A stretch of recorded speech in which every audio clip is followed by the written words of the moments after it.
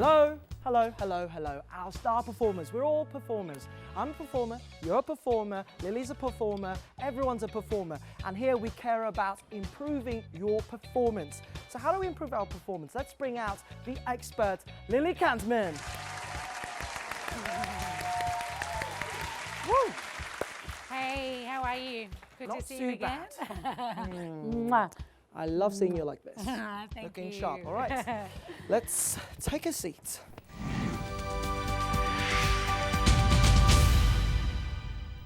One of the most important things about being a performer is that you can listen very carefully to others to improve your own performance.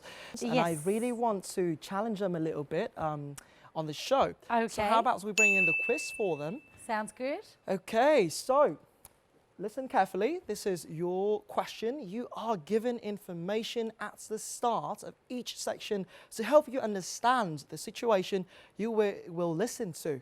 True or false, guys? I'm going to need some volunteers here. There you go. Hello everyone, my name is Mai. I'm come from Tuyên Quang. The statement given in the board, I think, is the two. With the topic given in each section of listening, help you define the topic and the ideal of the listening test you will have to. I think so. So thank you very much. And do you share the same belief? Yeah, look, that's true. So there's some basic contextual information that helps you understand sort of the number of speakers and the context in which they'll be speaking. And that information can help you to prepare yourself to listen effectively in the different sections of the exam. Do you have some tips to offer to our audiences? Yeah, sure. So it's easy to sort of panic and feel pressurized when you're listening under exam conditions. But in fact, it's really important that using whatever techniques you prefer, thinking about your long-term goal and why you're taking the exam, don't let that exam stress get on top of you. Stay relaxed, calm down, read the questions carefully. So this contextual information, the keywords in the question, all of these things can support you in being successful. How about we turn it around and let the guys, you know, get involved and give us some questions? Absolutely, sure. Happy to hear questions from our audience today. Okay, here's your shot. Hello everyone, my name is Nguyệt Phương Thảo and I come from Tuyên Quang City. Today I'm so happy to be here, and my question for you is that whenever we have a listening test, we all focus on keywords, but the key to solve the problem is to hear the full sentence of the test. So I want you to give us more advices on how to listen to, you know, like full sentences of the test, please. When we look for keywords in the question, it's not a guarantee we're going to hear the exact keyword in the listening recording. Generally, what we're looking for is a paraphrase. So looking for keywords is still a useful technique, but you're right, you're probably going to hear a chunk of words that are paraphrased, and you need to be able to listen to more than just that paraphrased keyword. So as an educator teaching students, when my students in my IELTS prep classes say, "Can you play it again?" I say, "How many times you get to listen in the IELTS exam? How many times is it?"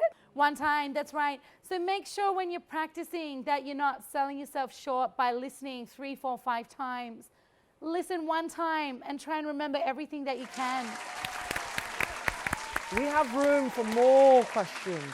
Does anyone want to take this opportunity? Oh, there you go. Hello everyone. Let me introduce myself first. I'm come from Foreign Trade University, and listening has 4 sections, but the most difficult section that I have difficulty in the section 4 is too hard to listen and pick up one word or one number to hear. Can you have any techniques or any advice for me to get better grade on these sessions?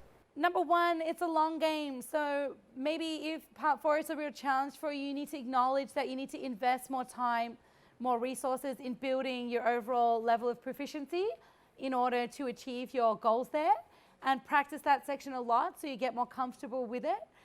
And then my favorite piece of advice that I'm doling out all the time, listening to a lot of different kinds of input. Okay, cool. so on that note of listening, we love listening to you, we love listening to our audiences from all around the country, which is why we're going to listen to one more person in our section of Voice of the Week. So don't go anywhere, we'll see you in the upcoming section.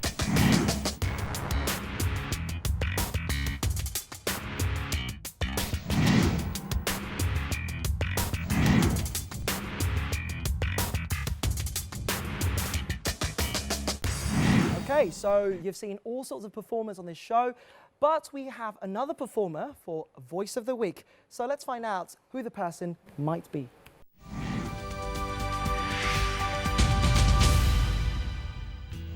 My name is Tuaneng, and right now I am a sophomore at Hanoi University of Science and Technology.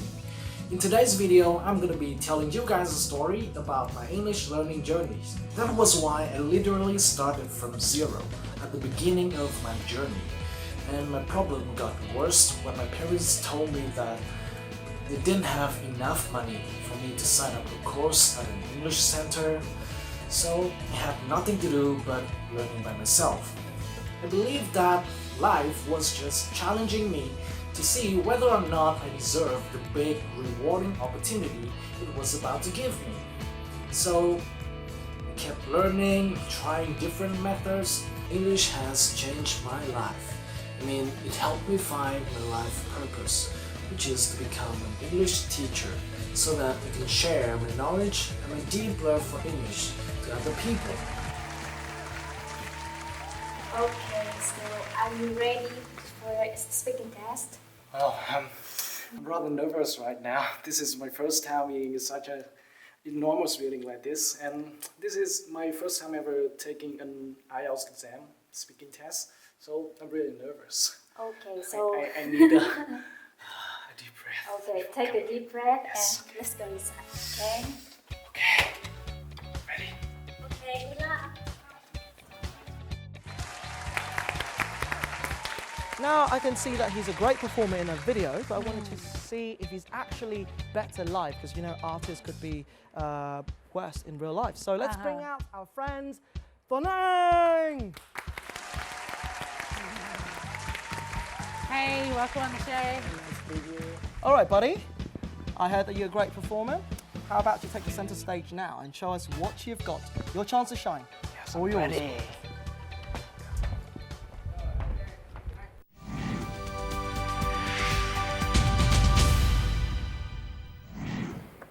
Hey, Tuaneng, welcome to this IELTS speaking practice test. Yes, Great to nice be to meet talking to you today. Yes, nice to meet you. Yeah, lovely to meet you too. So in this first part, I'd like to ask you some general questions about yourself. Yes. Let's talk about cities. Oh, Do you like the city that you are living in? well, of course I do. Uh-huh. I was born and raised in Hanoi, and there are a lot of reasons that I love living here. Uh-huh. Firstly, Hanoi is very well known for its tourist attractions. Okay. And secondly, Hanoi is one of the best bustling city in Vietnam. And therefore, there are lots of entertainment centers that I would love to hang out with my friends and families at the weekends so that I can relax after long hours of hard working. All right. Let's move on now to part 2 in the speaking test. In this part of the test, I'd like you to talk about a topic for 1 to 2 minutes. And before you talk, Tuaneng, you'll have 1 minute to think about what you're going to say, and you can make some notes if you want to. Do you understand? Yes, I got it. Okay. So you have a pencil and paper for making notes, and here's your topic.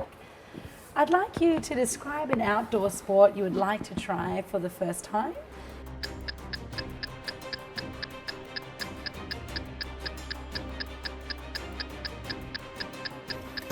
All right. So remember, you have 1 to 2 minutes for this, so don't worry if I stop you. I'll tell you when the time is up. And could you start your presentation now, please? Well, as an athletic person, I have tried many kinds of sports, ranging from outdoor to indoor sports like football, volleyball, badminton, basketball. However, there is one sport that I have had many opportunities to try, but I never be bold enough to have a go at it, and that is swimming. You know, I know very cold that swimming can benefit my health immensely. I have never learned how to swim properly and reap these benefits. And let me tell you a story why I'm afraid of water. Well, in the summer vacation, after I had finished grade 5, my cousin and I went to the beach near his house. And I was so excited that as soon as seeing the seashore, I jumped right into the water, regardless of my cousin's warnings about the big waves were coming. As a result, I fell down and lying entirely under the water. And you know, the water started going into my eyes and my nose, and I was totally putrefied. You know, that shocking experience is still obsessing me until now. And every time I see water, it flashes back and frightens me. I hope you can overcome your fear of water. So many beautiful beaches in your country. I haven't. And plus a great way to cool off in the hot summer in Sydney as well. So in the final part of the test, I'm going to ask you a few more general questions related to the part 2 topic. Yes. So let's start by talking about differences in sporting preferences. Do you think that men and women enjoy the same kinds of sports, or can we make some generalizations about gender preferences for different sports? Well, I think it depends on each person. You know, I know some girls who are a lot more athletic than most girls, and you know, they love playing competitive sport like football. Okay. And some of my friends who are girls, they play football together every week, and you know, I have come to see them play for several times, and I was totally stunned. They are just as fast and skillful as the boys are. I also know some girls that are, you know, like they are really fragile. You know, they are scared of playing sports. They are scared of being injured while playing sports, and therefore they barely play sports and just spend their free time watching videos or going shopping. Thanks very much, Rangan. That's the end of the speaking test. Great job. Denai, fantastic job. So, guys, let's get voting now.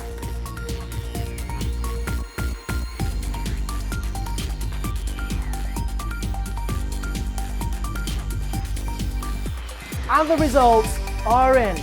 46% of the audience thought that you deserved a 7.0 to 7.5, and the other 38% thought you would get a lower score of 6.5 to 7.0, and 8% of the audience thought that you would get above 7.5. So not too bad at all, right? But Lily, what do you think about his performance? Oh, wow. So again, I've been so impressed by the young people I've got to speak with on this show so far this season, and Rangan's no exception. So excellent job. Really good fluency and coherence. So you're able to organise your ideas in a really logical way and communicate them really clearly. Also a really great range of both grammar structures and also vocabulary there, including some less common items there and some really nice collocations like benefit my health immensely, or be bold enough, or be petrified, reap the benefits, and so on. So well done on that front too. If I had to give you any feedback to help you progress on your English journey, it would be just to keep working on your vocabulary range. It's already really good, but there are a couple of times where you could have had a really nice piece of natural language. And the one I'm thinking about, dear to my heart as an Australian, is when you were telling us that you got that you fell down in the water at the beach. Yes. And we have a particular word for that. We say you got dumped. It means the wave picked you up and threw you on the ground. Yeah. And you can come across that language by just watching a lot of TV for native speakers or reading a lot of stuff. And then also, again, your pronunciation was great, but think about where you might want to make sure you're clear when using more complex tenses as well. So you used a nice present perfect. I've never been bold enough, but that little got a little bit lost, so it came across as slightly grammatically incorrect, but I know you know the grammar. But overall, great job, well done. Yeah. Thank you. Excellent effort. All right, so let's take a breather over here and get away from that desk and unwind a little bit. So I've prayed to the gods of IELTS and blessed these things. These are officially now sacred and holy, and these should bless you in your upcoming challenges. Believe in that. Yes, well done. Good stuff, and enjoy your dream shopping experience. Absolutely. So round of applause for the young gentleman right here. I believe in you, buddy. Thank you. However, this is not the end of his journey. He also has got an opportunity to visit the country that both Lily and I represent, Australia, the best country ever. That's how proud we are of our nation. So what kind of uni can you encounter in Australia? Why don't you check out the following video? Let's roll the clip.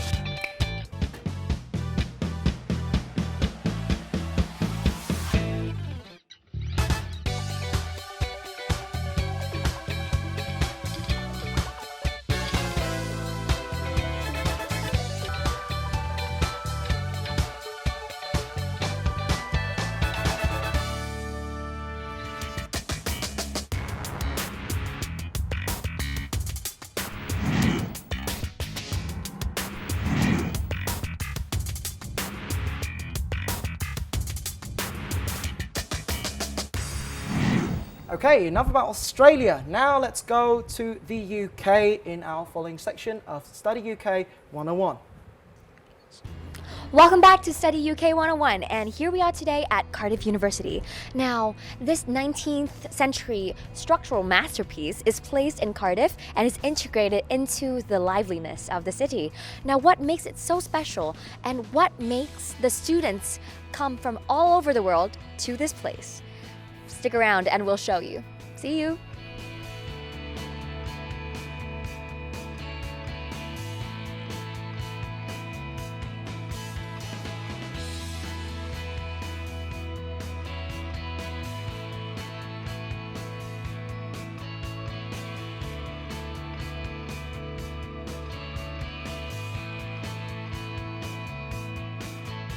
So after that quick montage of Cardiff University, a very metropolitan place, very integrated into the city of Cardiff, I'm sure you guys are very interested in how to get to this place as an international student. So here we are with Ruth Page, our international officer at Cardiff U. Would you like to introduce yourself a bit? Yes, hi, I'm Ruth. I work for our international office as an international officer, and I am responsible for country management of Vietnam. Right, so because you are basically the representative of Vietnam here at Cardiff U, so same questions that I would love to ask our international officers. First one, what is your absolute favorite thing about Cardiff University?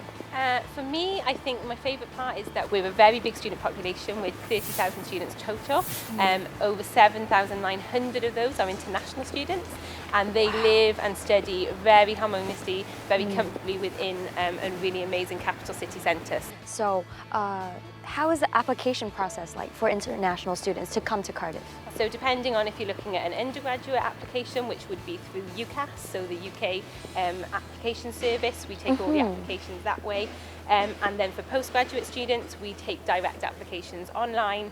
On our website, you can find the details of any agents that we are registered with, and they can obviously help you with application, plus the details for somebody like myself who would be able to help students as well. Right. So really straightforward, all online, and very easy, hopefully, for students to navigate. And then is there any type of special treatment for international students, let's say particularly for Vietnam? So we have people like myself in the international office who are your sort of direct contacts.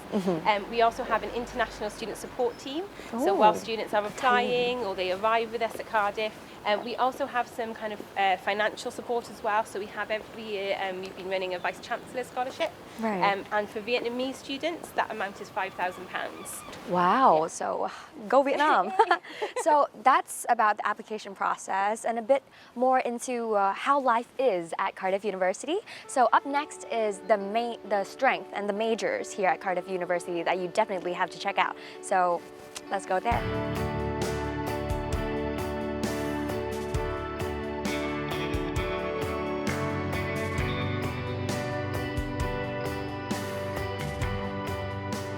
My name is Lê Võ Phương Mai, and I am a senior lecturer in economics at the Cardiff Business School, and I am also a director of the International Economics, Banking and Finance and Financial Economics MSc degree here. So the Cardiff Business School and Cardiff University itself is a research-led institution.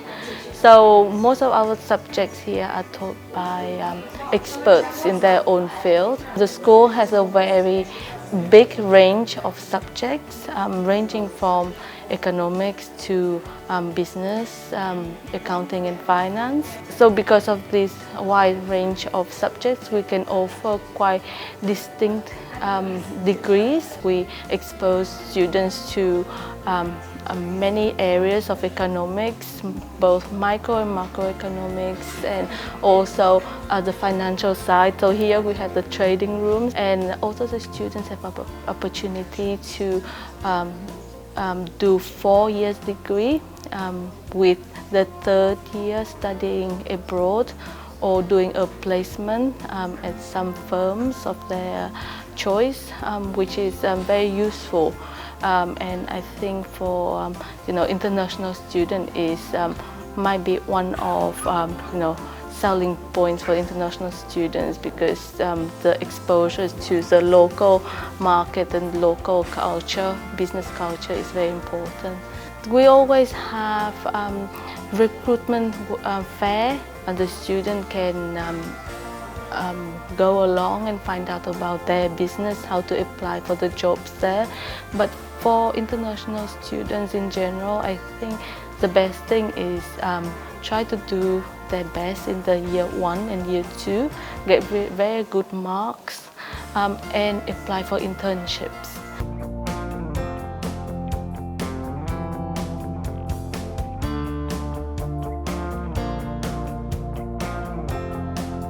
So we spent an entire day at Cardiff University's, the professors, the courses, the facilities, you've seen it all. Now, as usual, I'd like to close off this day with a talk with 2 of Cardiff University's beloved students. And here they are right now. This is Hua and Mai, and could you introduce yourself a bit for us? Well, my name is Hua, and I am currently a master's student at Cardiff University in Applied Linguistics. Oh, hi everyone. My name is Mai, and I'm doing a master as well, but in stem cell and regenerative medicine. Those 2 courses couldn't be more different. It's very vastly varying from each other. But at the same time, you guys are here together in Cardiff U. So what made you come to that decision? Well, the most important factor for me is the content of the course. So I have researched a lot of different courses. So applied linguistics in many other different universities tend to focus a lot on language teaching. But here at Cardiff, I get the chance to use knowledge in linguistics in a lot of different other disciplines like business, hospitality, mass communication, healthcare, and so on. So it's pretty exciting. And how about stem cell? Yes, so because I'm so into like science and research and stem cell in general, and Cardiff is one of the Russell Group university, and it's offer like a state-of-art facilities, labs, equipment, and also attracts a lot of leading professors and scientists. So I think that makes me like want to sign up and study here. Yeah, that's great. So you've mentioned being a part of Russell Group and having a very strong researching facility. But what about real life experience, like hands-on experience? Do you guys have that? Yes. So basically, my course contains 2 semesters, 2 terms. So the first term we have lectures, but then outside lectures we also have like a industrial visits where we visit a lot of factories, companies, so we can have like perspective on like how the company works.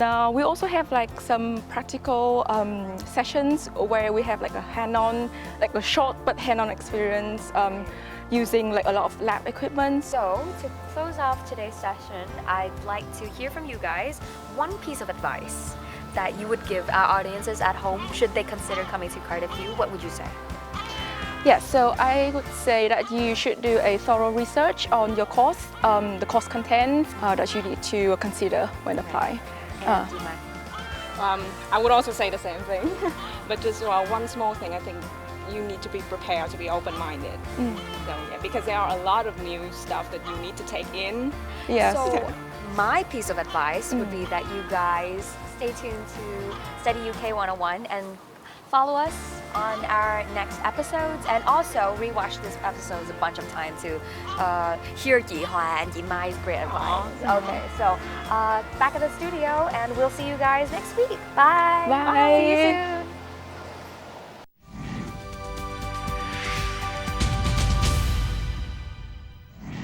From Cardiff, we did not only come back with just a video, we also came back with these gorgeous postcards. We'll be giving these out to you, the audience members of IELTS Face Off, not in the house, just in the house, but also out there watching from home as well. But now let's actually talk to an audience member in the house to find out if the school, the university is as cool as it looks in the video.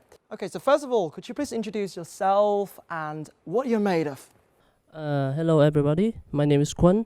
I'm an alumni from Cardiff University in Wales. My major was LLB Law, and I'm currently working for Microsoft as a technical support engineer. So what's the study environment in Wales like, especially at Cardiff University?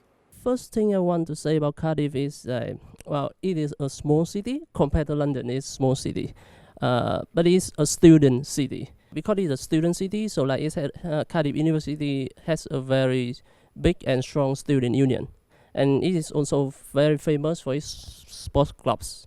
Activities Cardiff had a lot of like fun things that you can explore yourself. You will not be bored when you are in Cardiff. What sort of support did the university give you? And was there any time when you needed extra assistance?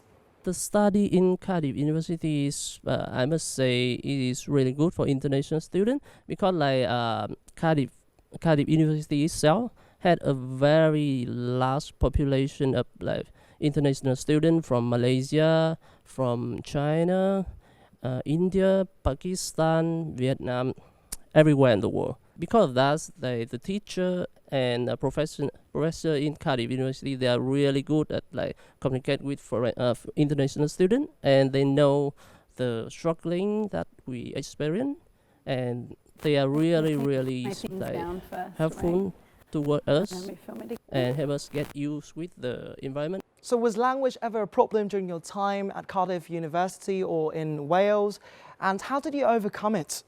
Well, English is a question for all of us, like international students, because like some people can learn it very quick, very fast, easy, but some struggling. Like for example, I'm not really a good English learner. I could not understand what people say. That's the problem. My history teacher, he told me that like, don't worry about that, just speak. If you do not speak, you will not like improve yourself.